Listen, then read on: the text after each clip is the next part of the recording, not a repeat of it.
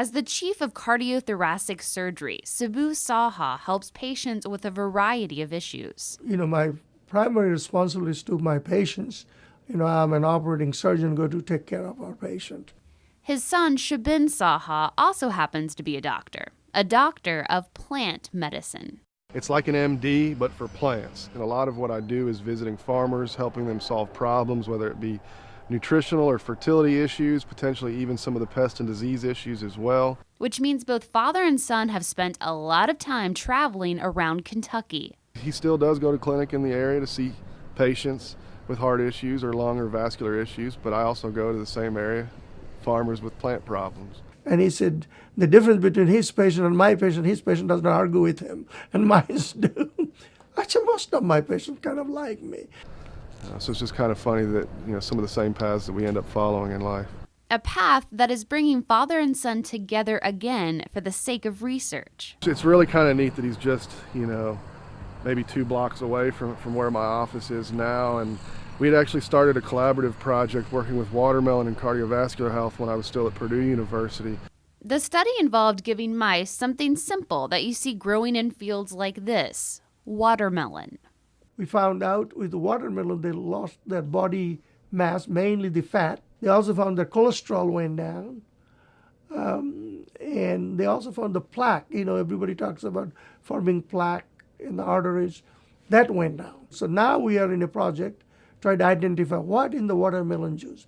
Is it the citrulline or is it the lycopene? Which one made the difference? It's really just brought us together closer now that we both work here and that we can have an easier avenue to collaborate now, just because we are closer. So we have a collaboration. He's from the Ag School and I'm from medical school. So we'll see what that shows. Whether at UK or in their family life, it's easy to see the pride they have for one another. He's just a good boy, I gotta tell you. You can trust him. You can depend on him. He's a very gentle fella and very caring, always very thoughtful. Those kind of things I really admire in him.